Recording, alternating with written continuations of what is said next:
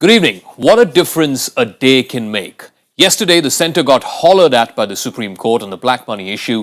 Today, the same court unwittingly has given the government an exit strategy. Welcome to the news tonight. I'm Zakir Jacob. These are the headlines that we're tracking tonight. The government gets an out in the black money controversy, hands over all 627 names to the Supreme Court, which dutifully passes it on to the Special Investigation Team. After 8 long months, the Delhi Lieutenant Governor finally gets cracking on putting together a government here in Delhi. He's calling an all-party meeting soon. Well, it's not just black money. The Supreme Court raps the government for not cleaning up the Ganga. It asks the National Green Tribunal now to take action against all polluting units. And it's a controversial decision by the Sports Ministry. It says no grants for any player if he or she does not represent India first. Question is, do Leander Pace and Somdev Devvarman really need government money?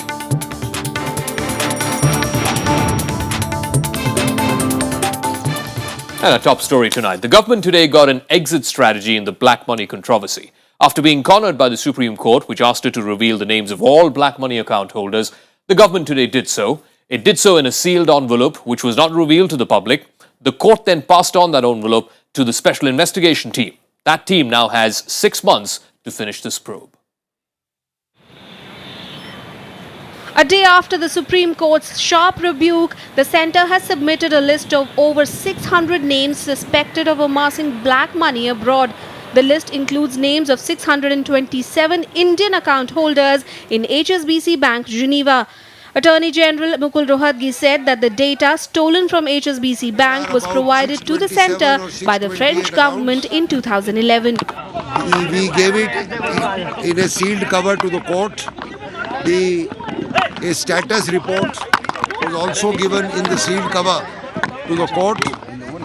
The court thereafter heard our submissions as to what we are doing under the control of SIT. The court has set a deadline of March 2015 to complete the probe into whether these account holders have violated tax laws. The government says that the list given on Wednesday includes some who may have legitimate accounts abroad. The court has now asked the SIT to come up with a status report by this month end.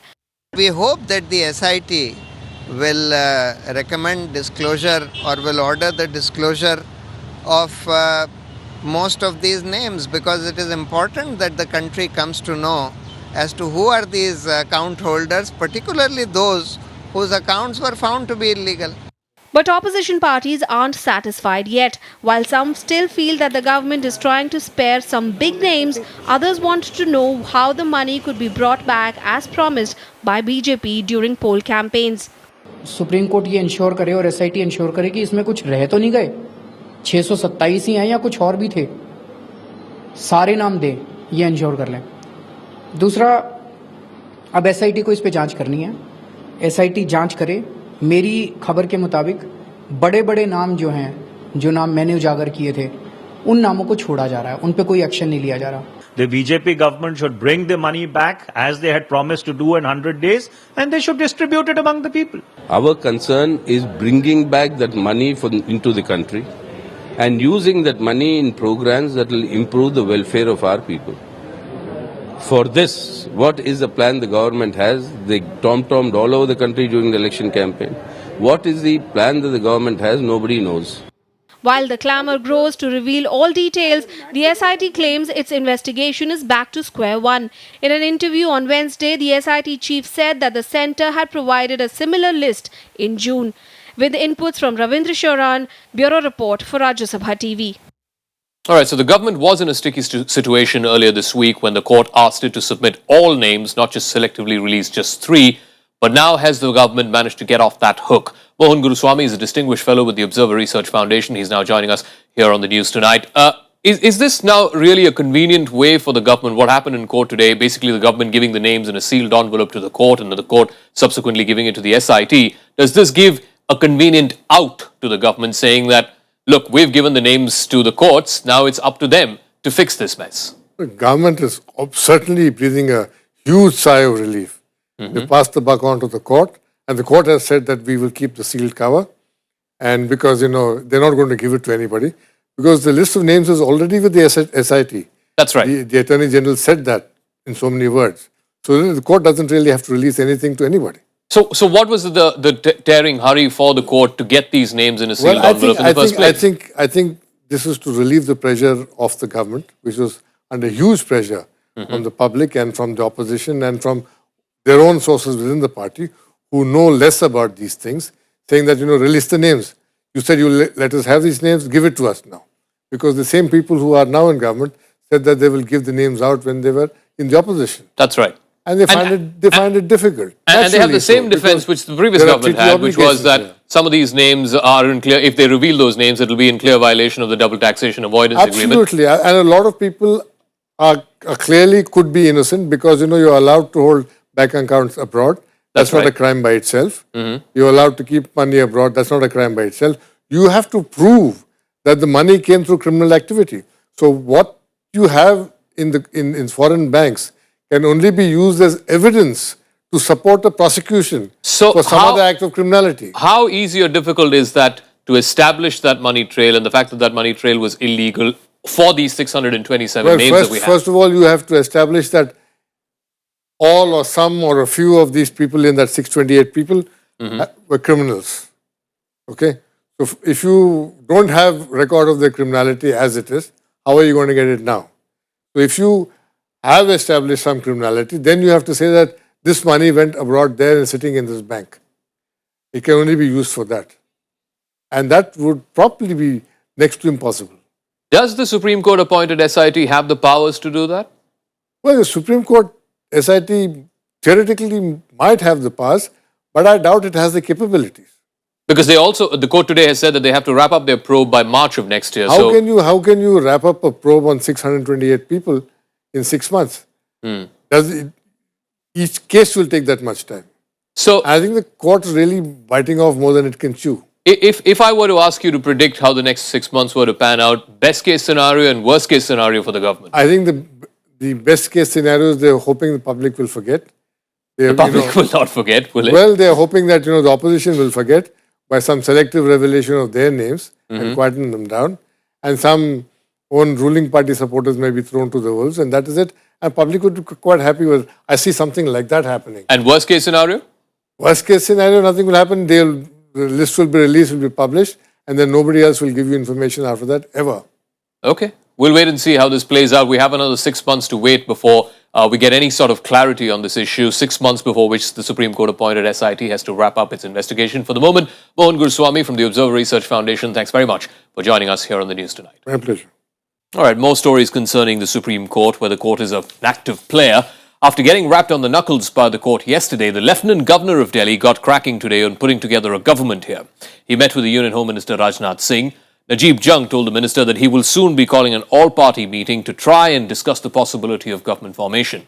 But both the Congress and the Aam Aadmi Party are crying foul. Amidst all the meetings surrounding the formation of a government in Delhi, Lieutenant Governor Najib Jung met Union Home Minister Rajnath Singh on Wednesday, informing him that he would begin consultations with all political parties soon. A statement out of LG House said that in view of the President's approval to explore the possibility of installing a popular government in Delhi, the Lieutenant Governor would be exploring the possibility with leaders of all political parties over the next few days. The BJP, however, prefers to stay tight-lipped about the whole thing. जो भी स्थिति होगी दिल्ली की, उसके संदर्भ पर हम राजनीतिक दल हैं, जागरूक हैं, नज़र हमने बनाई हुई है, समय आने पर जवाब को निश्चित रूप से देंगे. Meanwhile, Aam Aadmi Party convener Arvind Kejriwal has accused Lieutenant Governor Jung of taking sides. The Congress too is talking of going for fresh polls. Congress ने तो पहले दिन से अपना स्टैंड क्लियर किया हुआ है कि भारतीय जनता पार्टी से हमारा कोई लेना देना हो नहीं सकता और किसी अन्य दल को हम सपोर्ट करेंगे. तो ऐसे में वो क्या बातचीत करना चाहते हैं, मेरी समझ से परे है. मैं मांग करता हूं आज एलजी साहब से, अगर आपकी नीयत साफ है तो आज आप शाम को मीटिंग बुलाइए सारी पार्टियों की और उसमें चर्चा कर लीजिए. जो भी आपको करना है, रात तक निर्णय ले लीजिए. Aam Aadmi Party and Congress has already refused to support BJP, while BJP is still lacking in numbers in the assembly.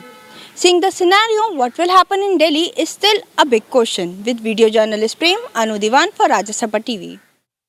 Now, there used to be a time in this country when the Communist Party of India, Marxist, used to be the second most important party after the Congress. Today, though, it's a pale shadow of its old self. Party members are deeply concerned not just about its rapidly declining electoral fortunes, that's one part of the problem, but also its shrinking political space and capital.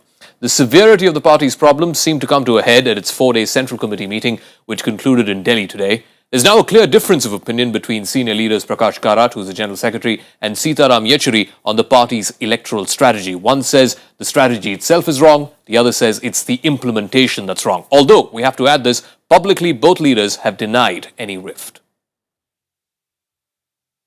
In the 50 years of its existence, none have been as dramatic as the last 10 for the CPM. Not only did the party lose its unquestioned sway in both West Bengal and Kerala, it also turned in its worst performance in the last Lok Sabha polls. All this happened for a party that started in 2004 by winning as many as 42 Lok Sabha seats and played an important role in the UPA-1 government. The rapidly eroding mandate formed the focus of the CPM Politburo review report. But oddly enough, a senior Politburo member himself disagreed with it, stating that not the party line, but its implementation was the key flaw. Somebody who has a dissenting view can place that view in the Central Committee. This was made into an alternative draft, according to some sections. We don't have any alternative draft. We have comrades who have their own point of view on some of the issues. The seeming dissent against Karat notwithstanding, what can't be denied is that the CPM is going through a major churning. A prominent section wants the General Secretary to take responsibility for the decisions in these last 10 years. Although Karat insists that communist parties run on the principle of collective responsibility, but such is the tug-of-war that this alone could end up dominating the upcoming party congress. We will get the party congress to provide the guidelines for holding a special conference, what we call a plenum, which will be held hopefully within a few months after the Visakhapatnam Congress that we hold. The CPM's party congress in Visakhapatnam next April will decide not only its political line but also who will be its next general secretary. Understandably, its review and resolutions will indicate which way the control of the party is headed. Shyam Sundar's report for Rajya Sabha TV. What a fall it's been for the once mighty CPIM. We're going to take a break here in the program. When we come back, Gujarat is all set for cyclone Nilofer that is expected to hit the coastline Saturday. We'll tell you the details when we return.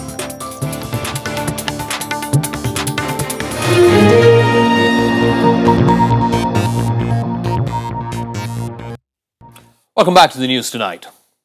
The Meteorological Department has warned of heavy rainfall and rough climatic conditions for Gujarat after cyclone Nilofer is expected to make landfall there Saturday morning. Nilofer has now been classified as a very severe cyclonic storm. Once the cyclone hits land, the wind speed will be around 80 to 90 kilometers an hour. District administrations have taken precautionary steps. A 24/7 helpline has also been set up for people who need any assistance.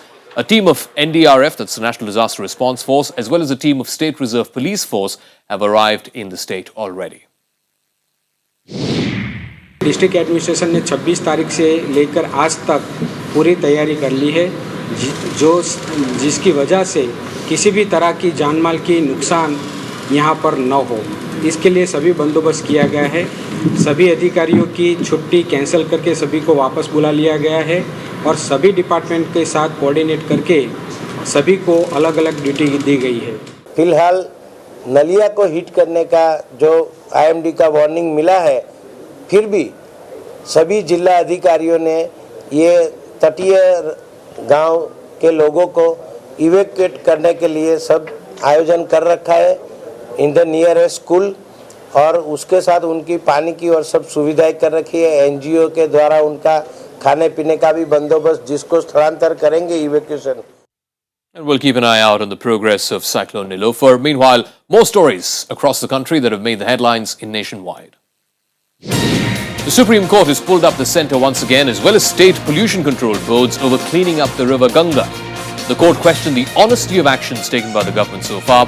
It's also gone a step ahead and asked the National Green Tribunal to take action against industrial polluting units even forcing them to shut down if need be.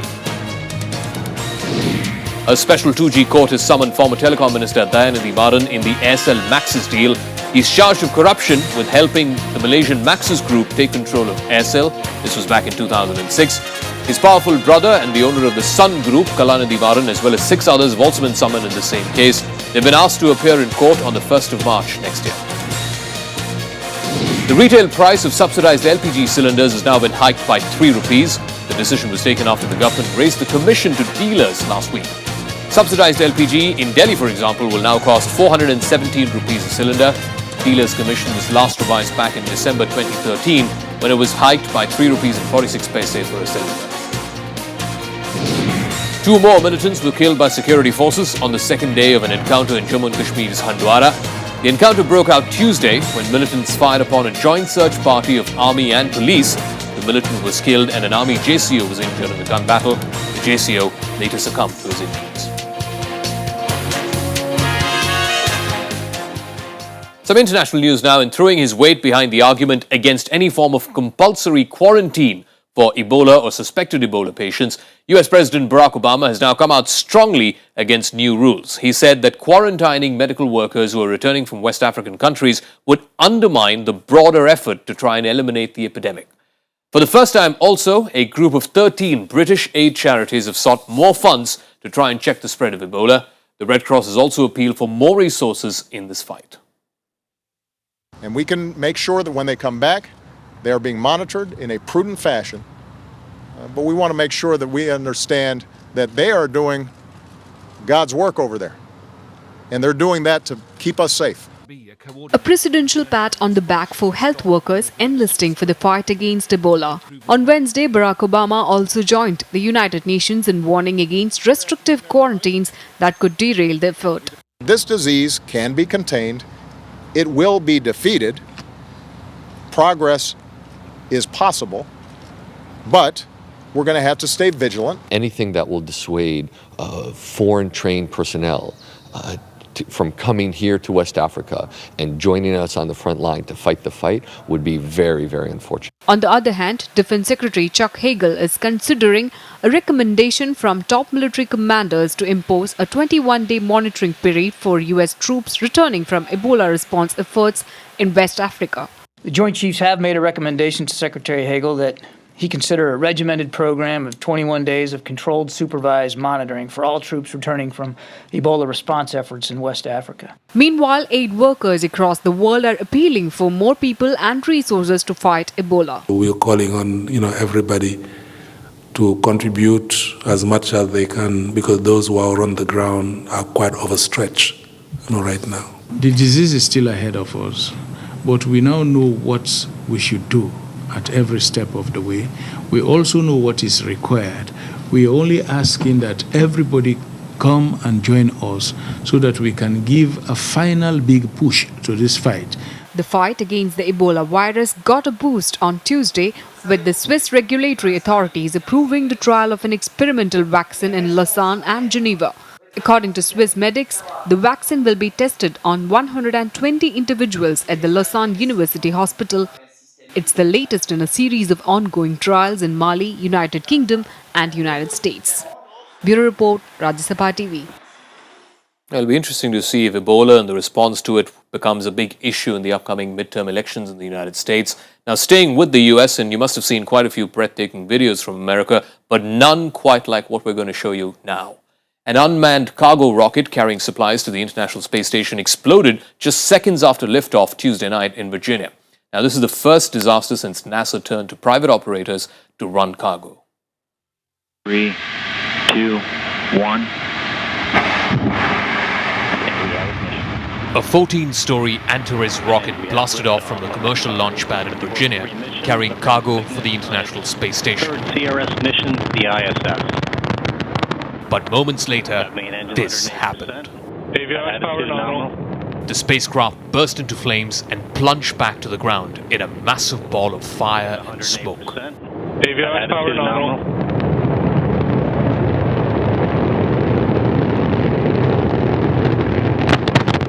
The craft, built and launched by Orbital Sciences, was carrying a Cygnus cargo ship bound for the space station.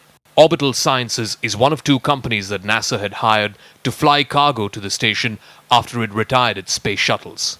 Tuesday's planned flight was to be the third of 8 under contract with NASA. NASA now claims the explosion will not impact the 6 crew members who are currently on board the space station. A probe has been initiated to ascertain the reason behind this explosion.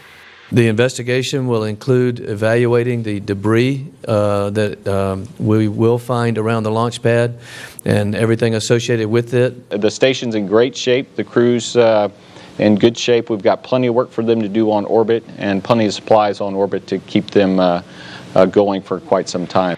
Several hours later, Russia launched its Progress 57 cargo ship for the International Space Station from Kazakhstan. It's carrying over 2 tons of food, fuel and supplies. It's expected to dock Wednesday. Bureau Report, Rajya Sabha TV. Thank heavens not a life was lost in that freak accident.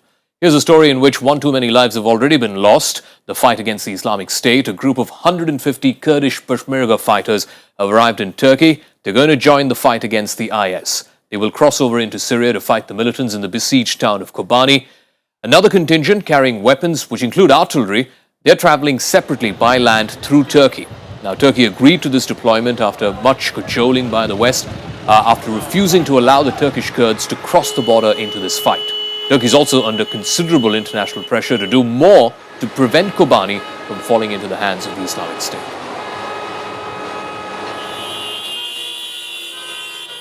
More international stories from across the globe coming up in Global Buzz. Zambian President Michael Sata, also known as King Cobra, died in London Tuesday after a long spell of ill health. He was 77. Sata was undergoing treatment at London's King Edward VII Hospital, his death coming just a couple of days after Zambia celebrated the 50th anniversary of independence from the United Kingdom. The Pakistani police on Tuesday claimed to arrest 4 suspects in a deadly attack on the busiest airport in that country, in Karachi. This attack, of course, happened back in June. The 4 suspects were reportedly rounded up in different raids in Karachi. North Korean and Japanese officials held their second and final day of talks in Pyongyang to review the fate of Japanese citizens who were abducted by North Korea back in the 70s and 80s. Now, this is the first time in a decade that these countries are having official-level talks in North Korea. The meeting has been criticized by some of the victims' families who are skeptical about the sincerity of the North side. Mexican authorities have discovered another mass grave in the rest of southern state of Guerrero Tuesday. The new mass grave was found in a trash dump outside the mountain town of Cocula, where more than 50 students disappeared after they clashed with the police. This was more than a month ago. Federal authorities have arrested as many as 50 people, including dozens of police who they believe have links to drug cartels.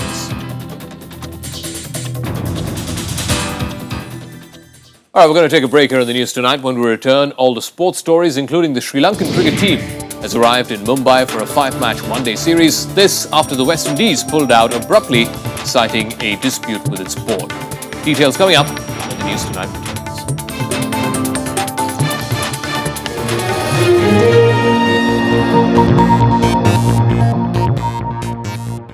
Welcome back to our final segment on News Tonight. Time now to get you all the action from the world of sports. Sports Speed is up next. The Sports Ministry told athletes not to expect government funds if they refuse to play for India when asked. The move comes after some top tennis players like Leander Paes, Somdev Devvarman and Rohan Bopanna missed the recent Asian Games in South Korea, citing their busy schedule. Their absence forced India to send a second-string team to this big event. The Sri Lankan cricket team landed in Mumbai for a 5-match one-day international series. The visiting team start their campaign against India at Cuttack. This is on the 2nd of November. Virat Kohli is leading the Indian squad while MS Dhoni is being rested for the first 3 matches. The two teams are playing a non-planned series after the West Indies withdrew from the tour midway on the 22nd of October after a payment dispute between the players and the board. Novak Djokovic started his Paris Masters title defense with an easy 6-3, 6-4 straight sets win over German Philipp Kroscheiber in the second round Tuesday. The world number 1 Djokovic now faces 13-seeded American John Isner or the Frenchman Gael Monfils for a place in the quarterfinals. The Paris Masters will decide who travels to London next month for the ATP World Tour title. Djokovic, Federer, Stanislav Wawrinka and Marin Cilic have already qualified for the ATP World Tour finals. And FIFA and the Russian Organizing Committee have unveiled the 2018 World Cup official emblem. FIFA President Sepp Blatter released it with the help of a crew of astronauts from the Russian space station.